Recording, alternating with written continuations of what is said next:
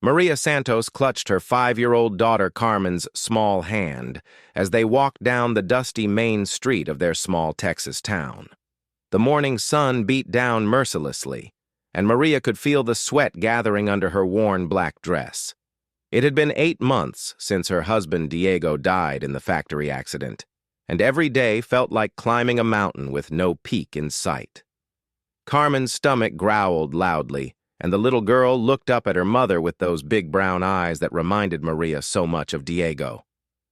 "Mama, I'm hungry," Carmen whispered, her voice small and tired.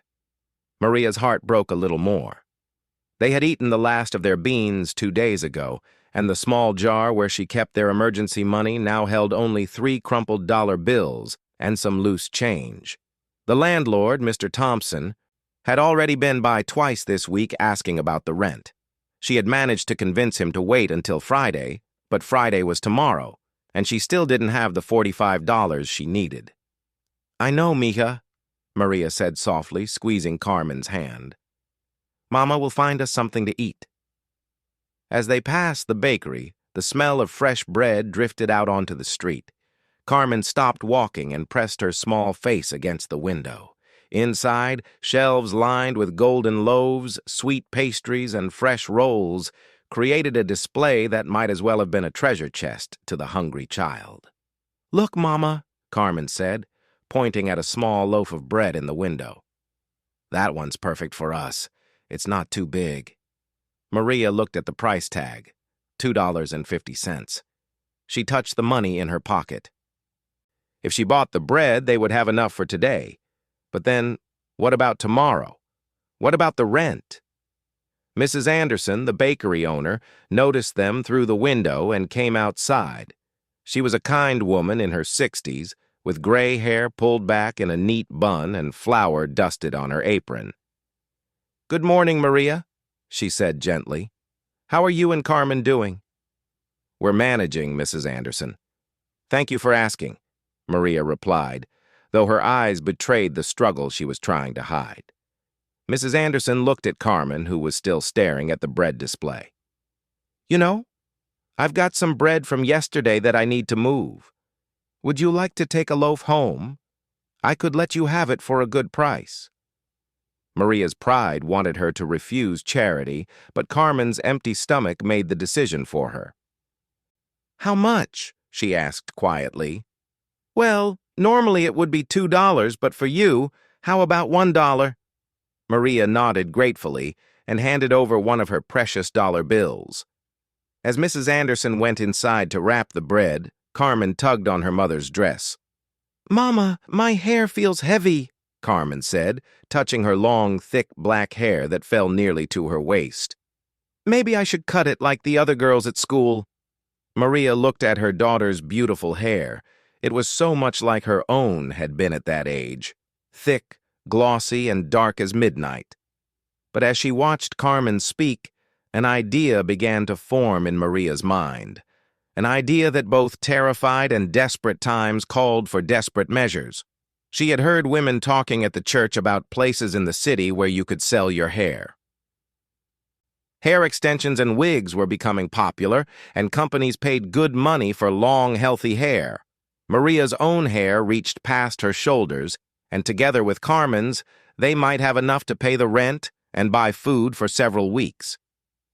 That evening, after Carmen had gone to sleep, Maria sat in their small kitchen and carefully brushed her hair in front of the cracked mirror. It had been Diego's favorite thing about her appearance. He used to run his fingers through it while they sat on their tiny porch in the evenings, talking about their dreams for Carmen's future. "What would you do, Diego?" she whispered to the empty room. "Would you understand?" The next morning, Maria made her decision. She braided both her hair and Carmen's into tight plaits, then carefully cut them off with Diego's old scissors.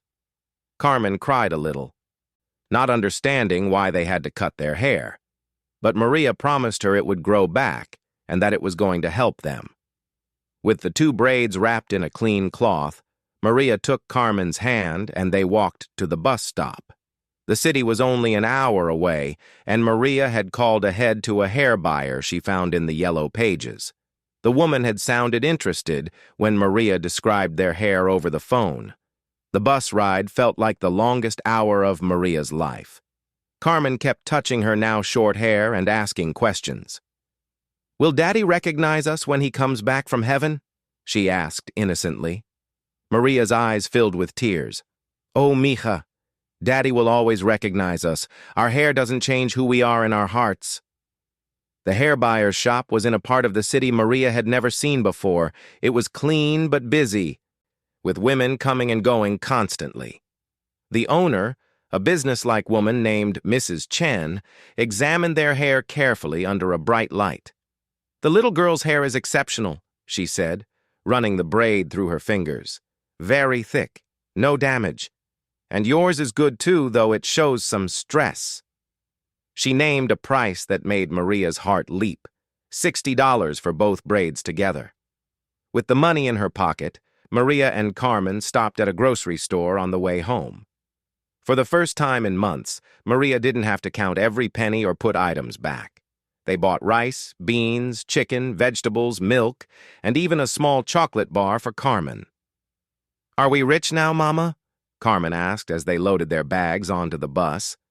"No, mija, but we're going to be okay for a little while," Maria replied, smoothing Carmen's short hair. "And our hair will grow back." When they returned to their neighborhood, it was late afternoon. Maria paid Mr. Thompson his rent money, and the relief of having that weight off her shoulders felt like being able to breathe again. But as they walked home with their groceries, she noticed people staring. Their short hair made them look different, and in a small town, different always attracted attention. Their neighbor, Mrs. Rodriguez, called out from her porch, "Maria, what happened to your beautiful hair?" "We cut it," Maria said simply, not wanting to explain the whole story to the entire neighborhood. As they reached their small house, they saw a man standing on their porch. He was tall and lean, probably in his 40s, with kind eyes and work-worn hands. Maria didn't recognize him, and her first instinct was to protect Carmen. "Can I help you?" she asked cautiously. The man removed his hat, revealing graying hair that showed he worked outdoors. "Are you Maria Santos?" he asked politely. "Yes. My name is James Mitchell. I work construction around town, and I heard you might be having a difficult time since your husband passed." Maria's cheeks burned with embarrassment. She hated that her business had become town gossip, but in a community this small, everyone knew everything. "We're managing," she said stiffly. James looked at Carmen, who was peeking out from behind her mother's skirt. "That's your daughter?" "Yes. This is Carmen." "I lost my wife 3 years ago," James said quietly. "Cancer. I know how hard it can be, especially with a child." There was something in his voice that made Maria's defensive walls crack just a little. This wasn't pity or judgment. This was understanding. "Mrs. Anderson at the bakery mentioned you've been struggling," James continued, "and I couldn't help but notice you and your daughter cut your hair. I've heard of women doing that when times get desperate, and I thought maybe you could use some help." Maria's face flushed hot. She hadn't realized their desperate act was so obvious to everyone. "We don't need charity," she said quickly. "It's not charity," James said firmly. "It's community. It's neighbors helping neighbors. And frankly, I could use some help too." "What do you mean?" James gestured toward his pickup truck, which was loaded with lumber and tools.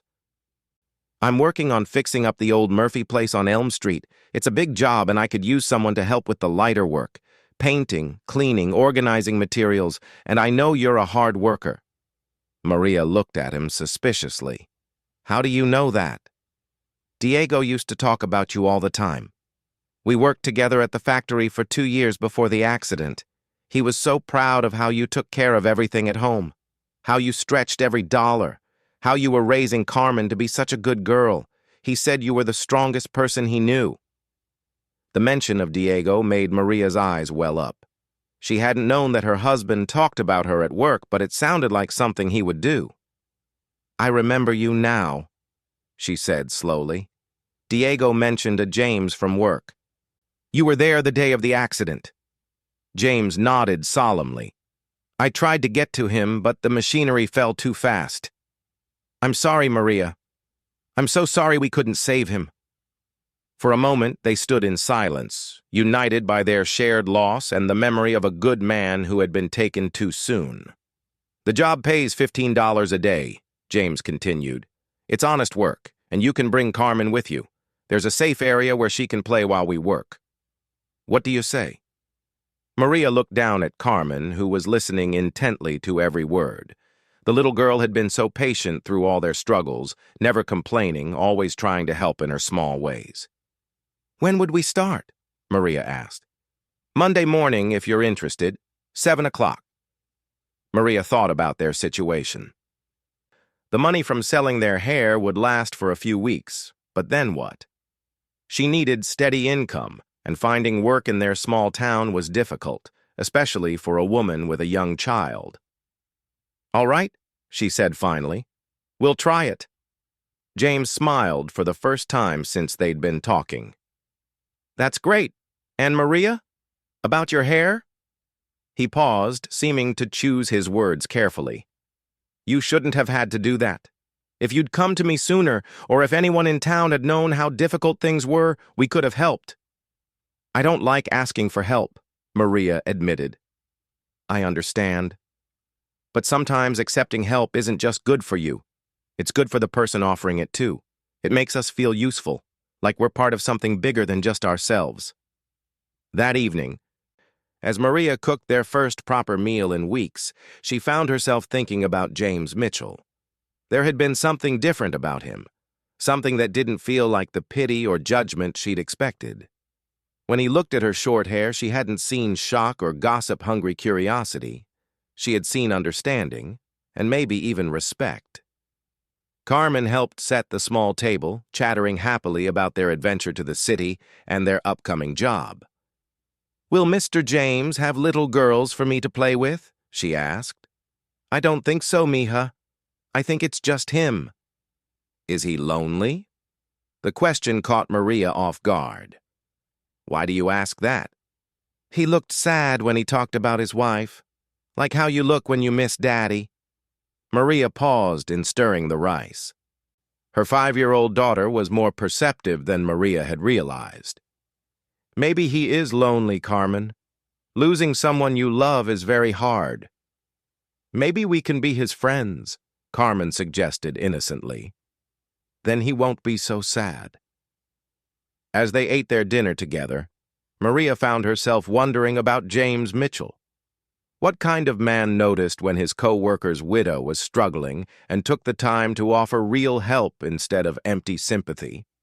What kind of man saw a woman who had been forced to sell her hair to feed her child and responded not with judgment, but with dignity and opportunity? She touched her short hair self-consciously. It would grow back, as she had told Carmen, but it would take months to return to its former length. In the meantime, she would have to get used to the stares and questions from neighbors who couldn't understand why a woman would make such a sacrifice. But as she tucked Carmen into bed that night and listened to her daughter's prayers, Maria felt something she hadn't experienced in months. Hope. Not just the desperate hope of a drowning person grabbing for anything that floats, but real hope. The kind that comes from knowing that good people still exist in the world, and that sometimes, when you least expect it, they show up on your porch with work clothes and kind eyes and the promise that things can get better. Outside their small house, the Texas night was warm and full of cricket songs. Maria sat on her porch for a few minutes before going to bed, looking up at the stars and thinking about tomorrow. Monday would bring new challenges.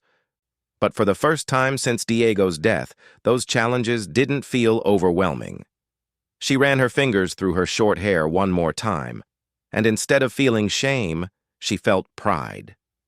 She had done what needed to be done to take care of her daughter.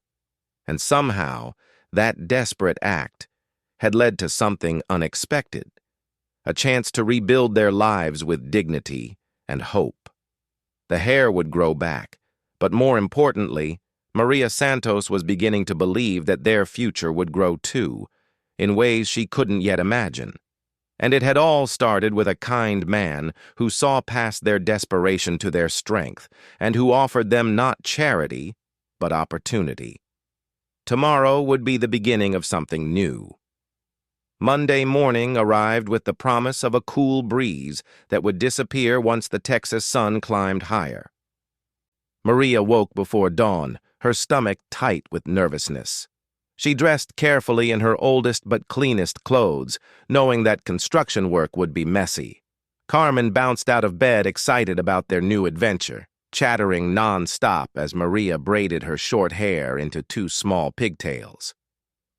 "Do you think Mr. James will let me help build the house?" Carmen asked, spreading peanut butter on a piece of toast. "I think he'll find something special for you to do," Maria replied, though she wondered privately what kind of work environment awaited them. She had never worked construction before, and taking Carmen to a job site made her nervous. They arrived at the Murphy place exactly at 7 o'clock. The old Victorian house sat on a large corner lot, its white paint peeling and several windows boarded up. But Maria could see the bones of something beautiful underneath the neglect. The wraparound porch had elegant carved details, and the tall windows suggested bright, airy rooms inside. James was already there, unloading supplies from his truck. When he saw them approaching, he walked over with a smile that seemed genuinely pleased to see them. "Good morning, ladies," he said, tipping his hat to Carmen, who giggled at being called a lady. "Ready for your first day?" "Yes, sir," Maria replied, trying to project more confidence than she felt. James knelt down to Carmen's level.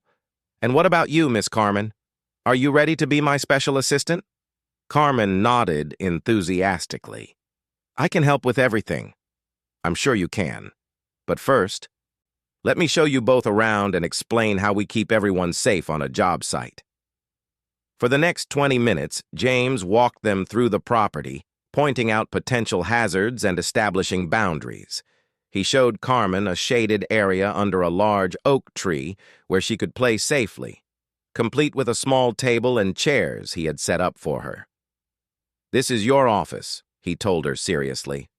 "Every construction site needs someone to keep track of important things, and that's going to be your job. Think you can handle it?" Carmen's chest puffed with pride. "Yes, I'm very good at organizing. Mama says so." Maria felt a warmth spread through her chest watching this interaction. James wasn't just tolerating Carmen's presence, he was making her feel valuable and important. "All right then," James said, standing and turning to Maria. "Let's start you off with some interior work. The previous owners left a lot of furniture and belongings behind. We need to sort through everything, keep what's useful, and clean up the rest. It's detail work, but it's important."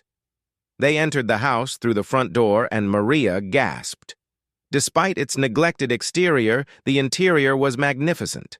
High ceilings with intricate molding, hardwood floors that needed refinishing but were structurally sound, and a grand staircase that curved elegantly to the second floor. "It's beautiful," she whispered. "It will be again," James agreed. The Murphy family built this place in 1892. Old Mr. Murphy died last year, and his children live in California now.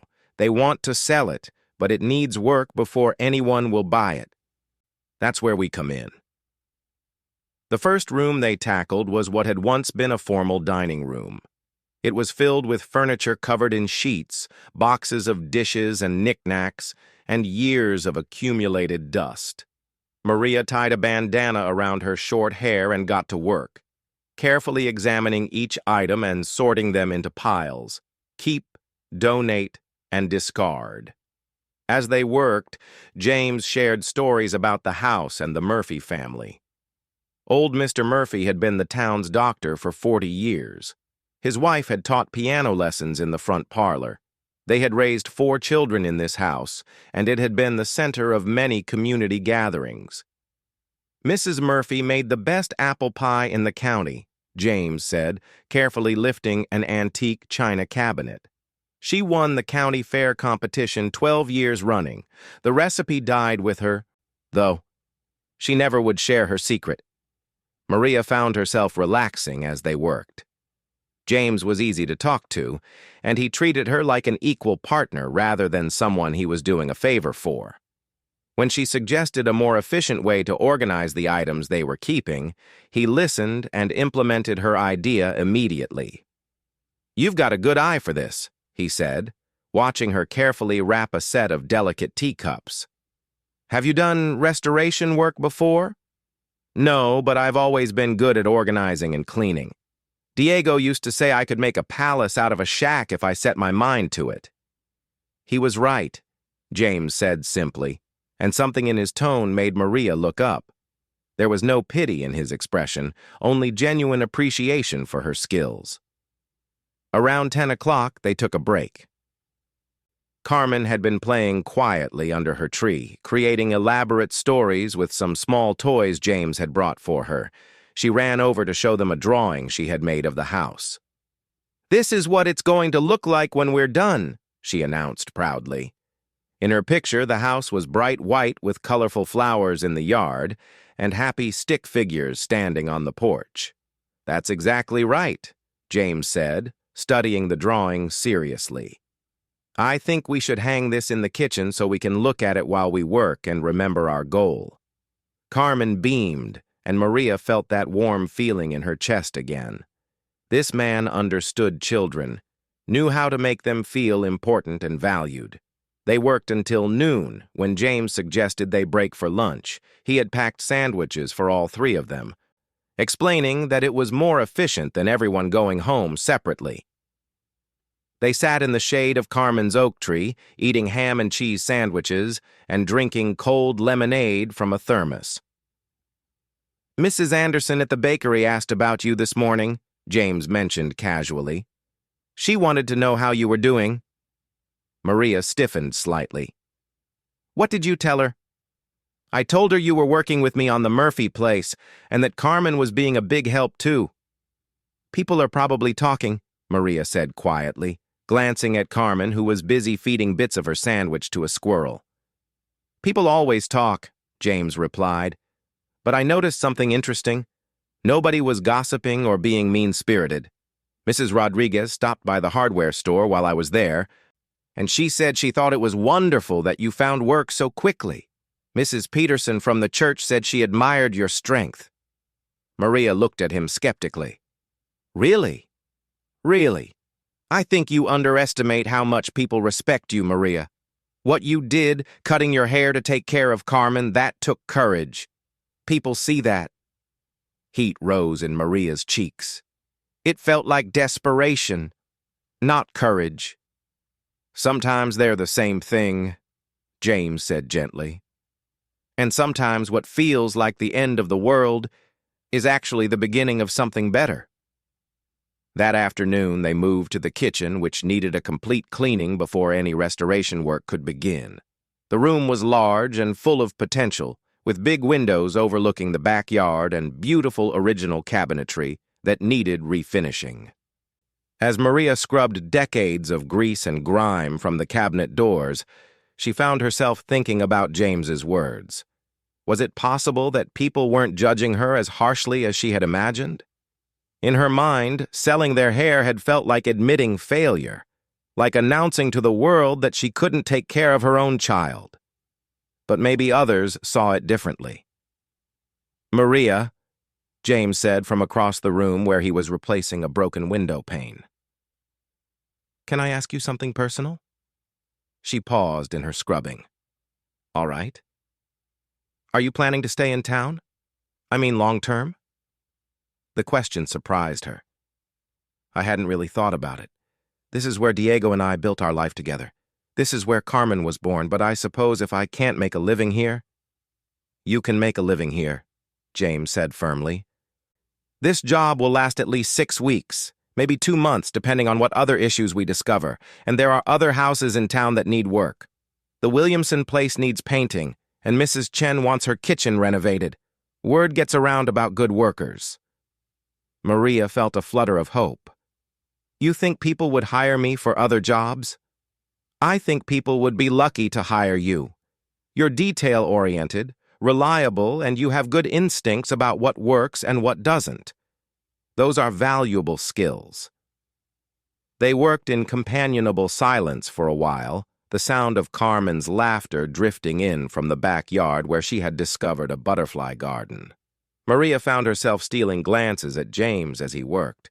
He moved with the confidence of someone who knew his trade well, but he was also patient and careful, taking time to do things right. Around 3 o'clock, they were interrupted by a visitor. Mrs. Anderson from the bakery appeared at the kitchen door, carrying a covered basket. "I hope you don't mind me stopping by," she said. "I brought some cookies for everyone, and I wanted to see how the work was going." "That's very kind of you," James said, accepting the basket. "Come in and take a look around." Mrs. Anderson walked through the rooms they had already cleaned and organized, making impressed noises. "My goodness, what a difference! I remember this house when the Murphys lived here. It was always so elegant. You're bringing it back to life." "Maria's doing most of the detailed work," James said. "She has a real talent for restoration."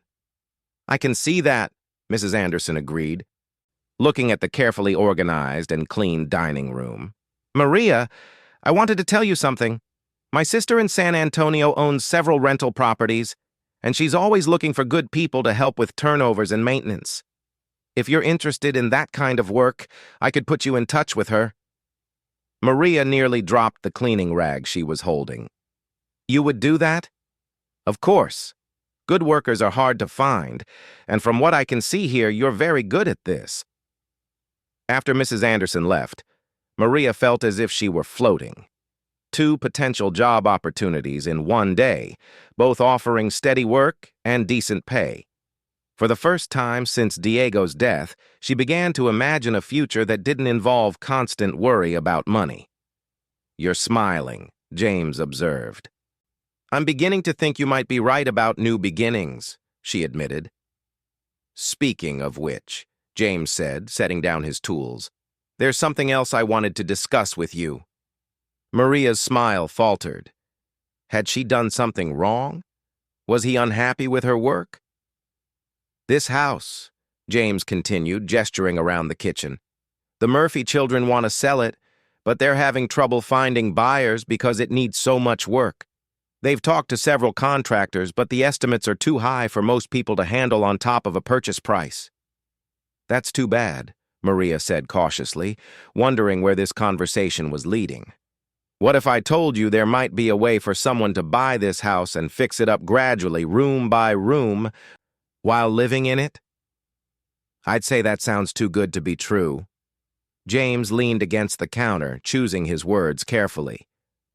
"The Murphy children are willing to consider owner financing for the right buyer. Someone who would treat the house with respect and restore it properly. The payments would be reasonable, probably less than most people pay in rent." Maria stared at him. "Are you suggesting—" "I'm suggesting you think about it. This house needs someone who will love it back to life. Carmen would have a real yard to play in, her own bedroom, space to grow up in, and you'd be building equity instead of paying rent to Mr. Thompson." The idea was overwhelming. Maria had never imagined owning a house, especially not a grand Victorian like this one. "James, I appreciate the thought, but I'm barely managing to pay $45 a month in rent. I couldn't afford to buy a house. What if the monthly payment was the same as your rent? What if we could work out a deal where some of your labor on the restoration counted toward the down payment?" Maria sank into one of the kitchen chairs, her legs suddenly weak. "You're serious?" "Completely serious. I've already spoken to the Murphy children about it. They remember Diego from when he helped fix their father's car a few years ago. They know you're good people." Outside, Carmen was singing to herself as she played, completely unaware that her entire future might be changing in this moment.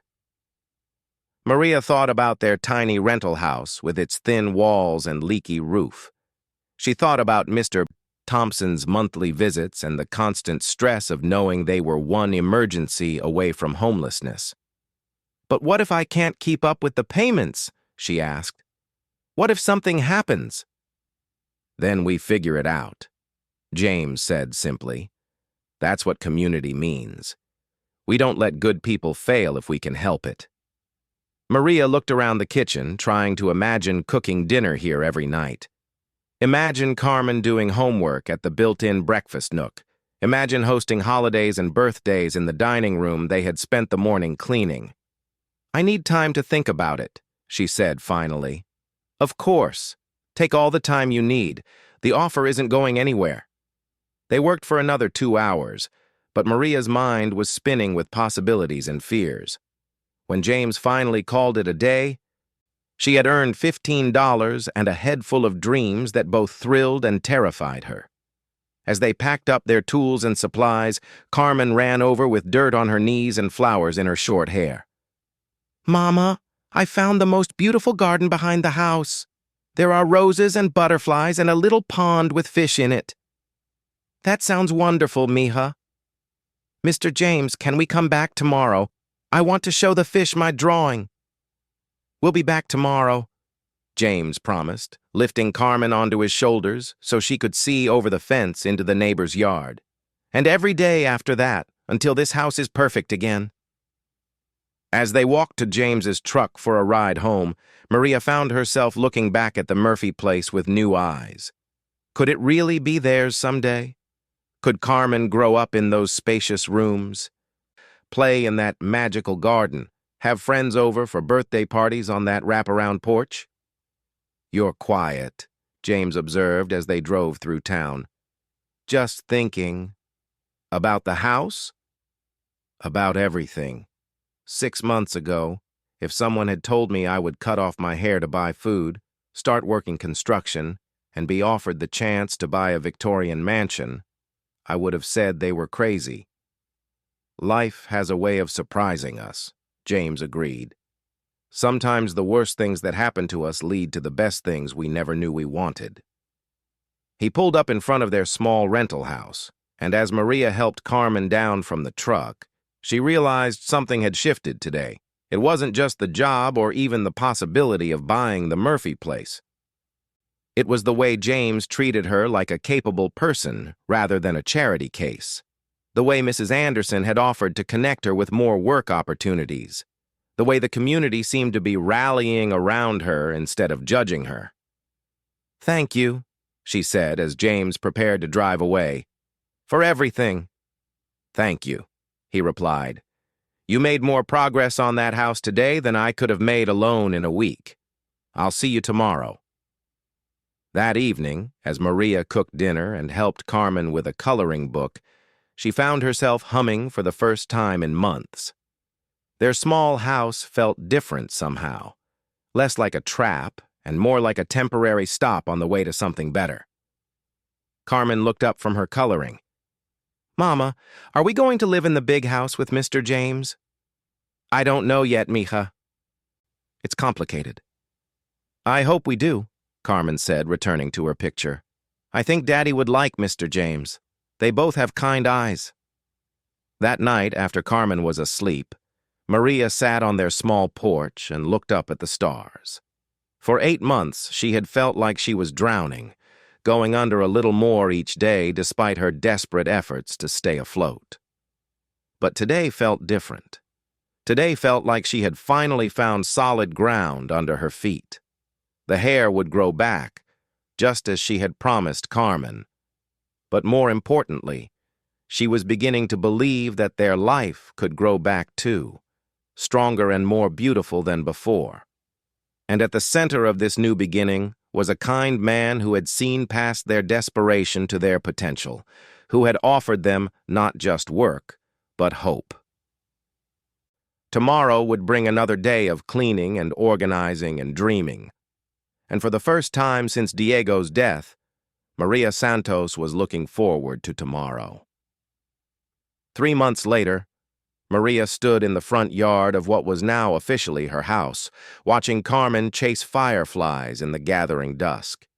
The Murphy place, though she was trying to think of it as the Santos place now, looked completely transformed. The white paint gleamed fresh and clean, the windows sparkled with new glass, and the wraparound porch welcomed visitors with newly refinished floors and comfortable chairs. Her hair had grown to shoulder length, still shorter than it had been before, but healthy and thick. She had gotten used to the new length and found she actually liked it. It was easier to manage during work days, and somehow it made her feel more modern, more capable. Carmen's hair had grown even faster, already past her shoulders and gleaming in the evening light. The paperwork had been signed 2 weeks ago.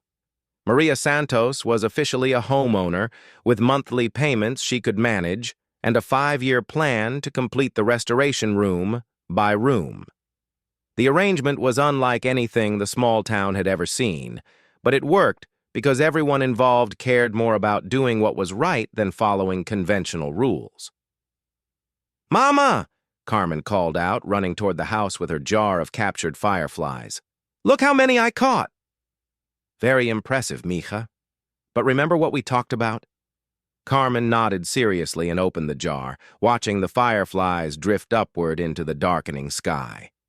"We admire them, then let them be free." It was a lesson Maria had learned too, in her own way. For so long after Diego's death, she had held on to her grief and fear so tightly, afraid that letting go meant forgetting him or admitting defeat. But James had shown her that accepting help wasn't the same as giving up. Sometimes holding on too tightly prevented new growth, like keeping a butterfly in a jar. The screen door creaked as James stepped onto the porch, carrying 2 glasses of iced tea. He had become a regular fixture at dinner time, often staying late to help with projects or simply to enjoy Carmen's endless chatter about her day. What had started as a working relationship had gradually become something deeper. Not romantic love exactly, but a partnership built on mutual respect, shared purpose, and genuine affection.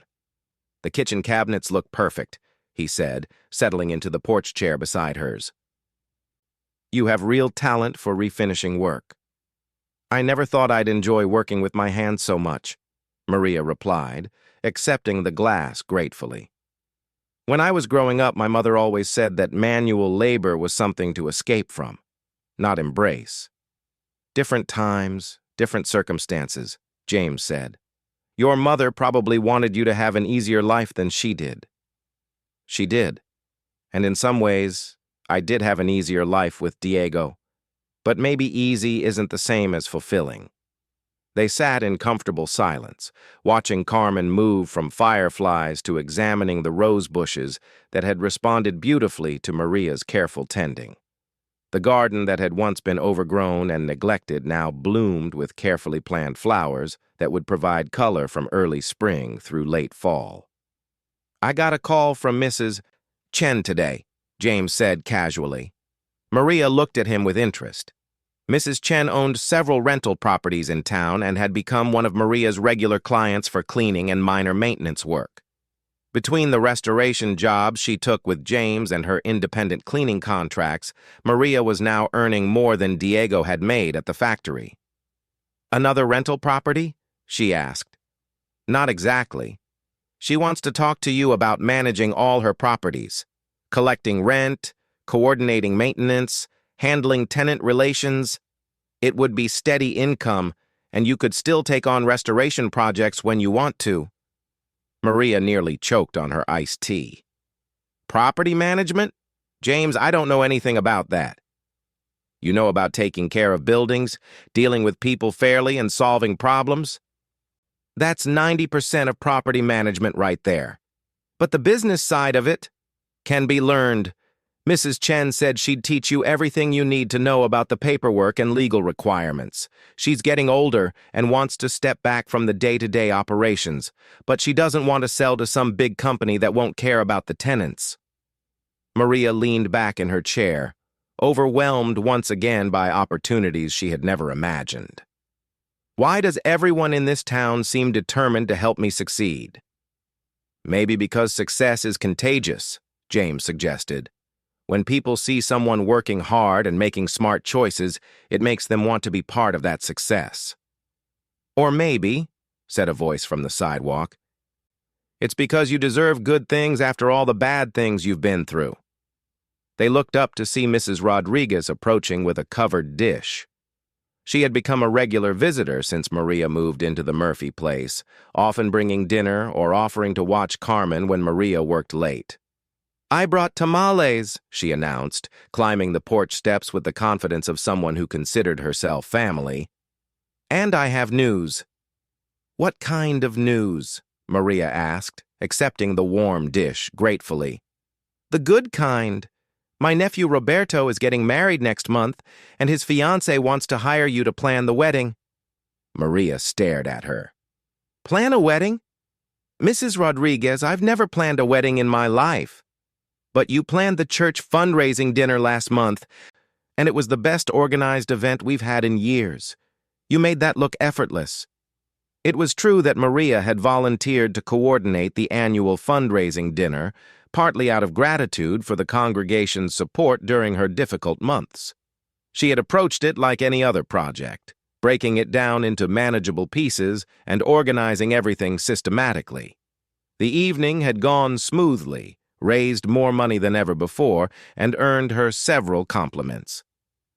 "Planning a wedding is completely different from organizing a church dinner," Maria protested. "Planning anything is about paying attention to details and keeping track of a lot of moving pieces," James interjected. "You're good at both of those things." Mrs. Rodriguez nodded enthusiastically. "Exactly. And Roberto's fiancé specifically asked for you. She was at the church dinner and was impressed by how smoothly everything went." Carmen ran up to the porch, having overheard the conversation. "Mama? What's a wedding planner?" "Someone who helps people organize their wedding day," Maria explained, "making sure everything happens on time and everyone knows what they're supposed to do. Like how you organized our moving day? And how you organized all the workers when we painted the house?"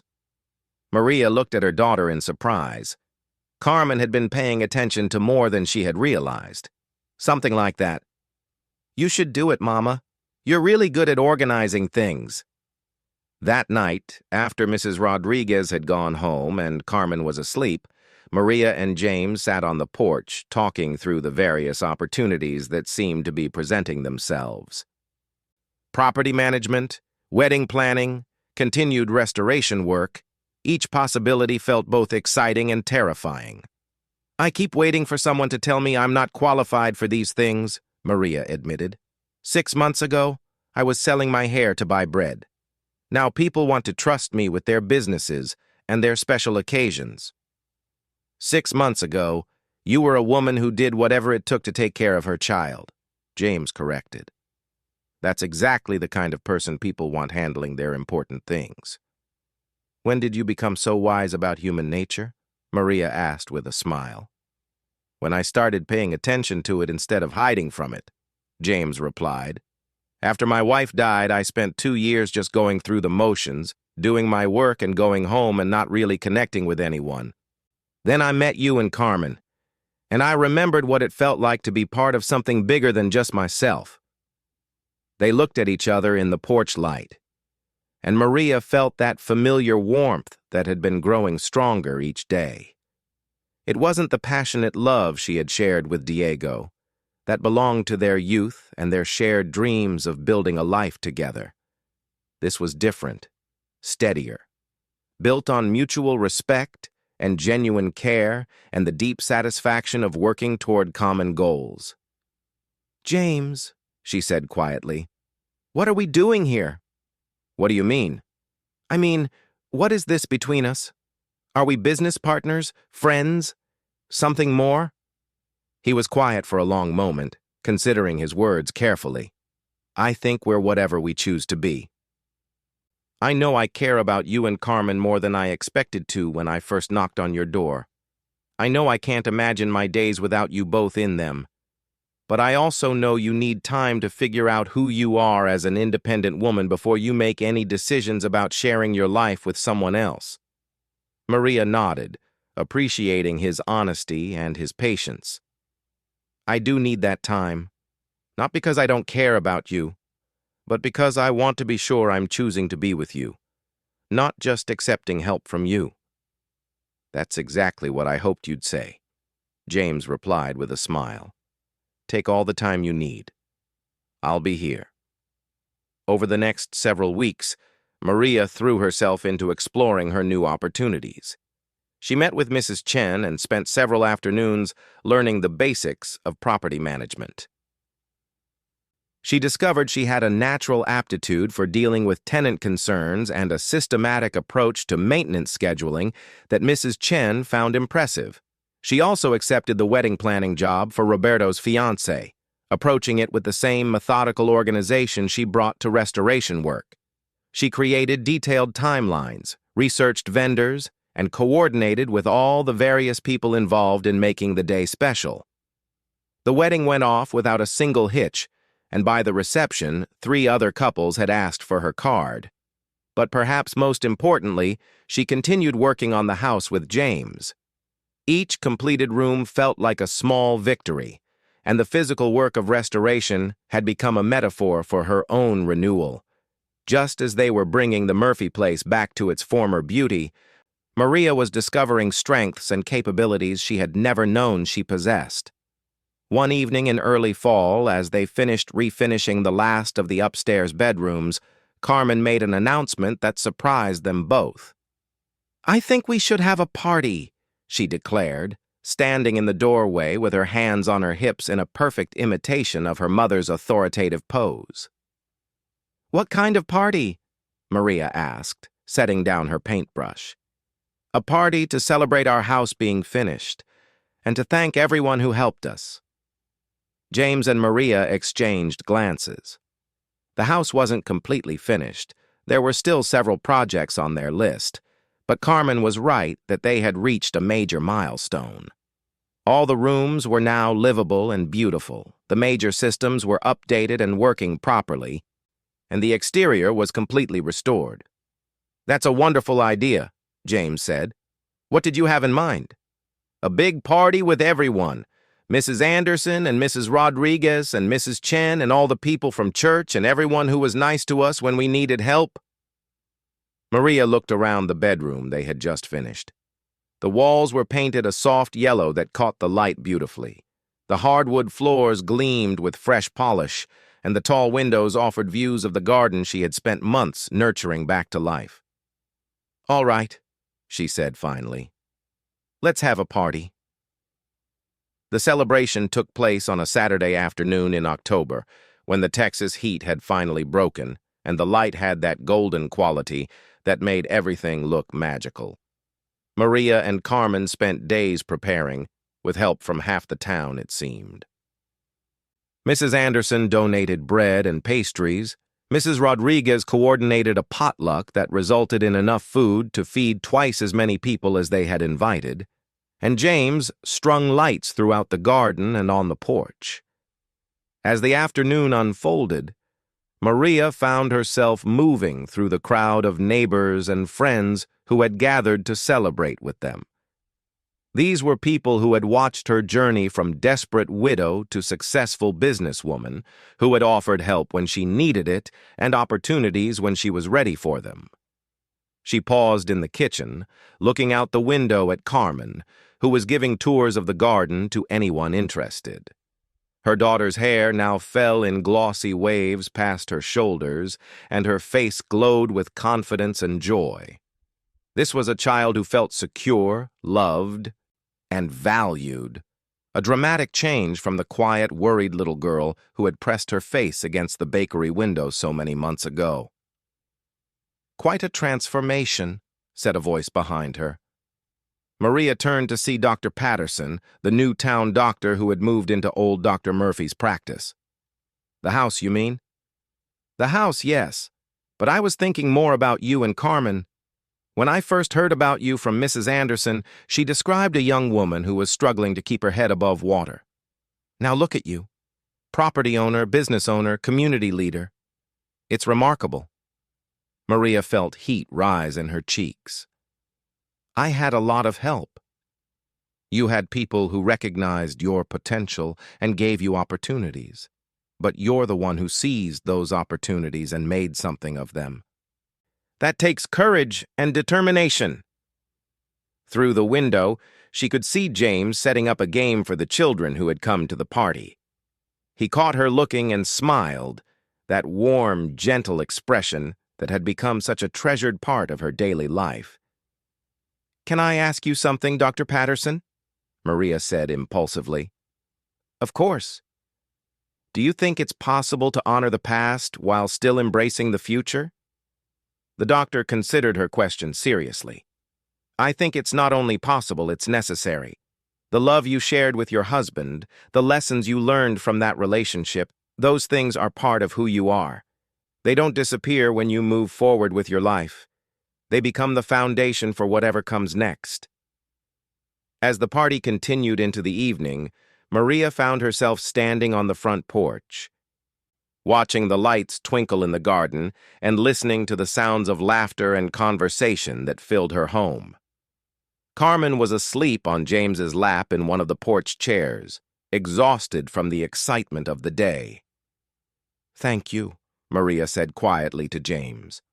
"For what?" "For seeing something in us that day when you came to our old house, for offering us work instead of charity, for believing we could have all of this when I couldn't even imagine it." "You would have figured it out eventually," James said. "You're too strong and too smart not to have found a way."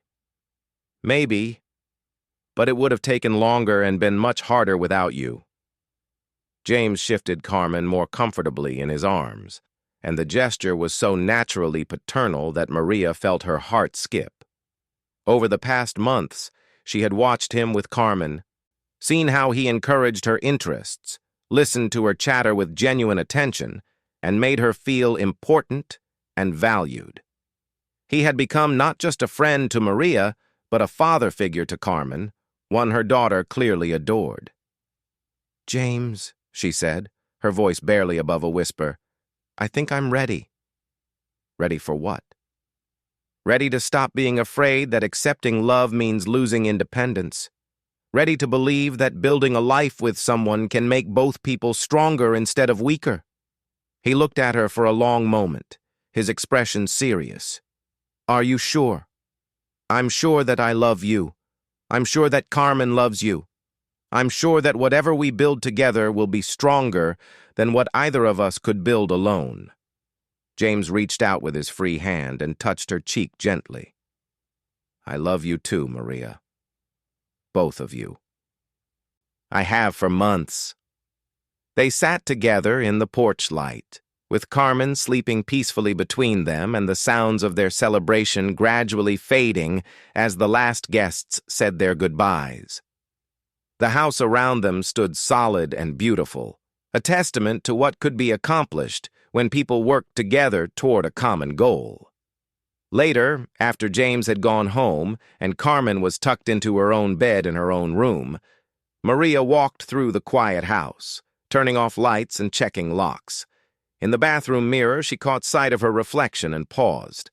Her hair had grown long enough to tuck behind her ears, and her face had lost the drawn, worried look that had been her constant companion for so many months.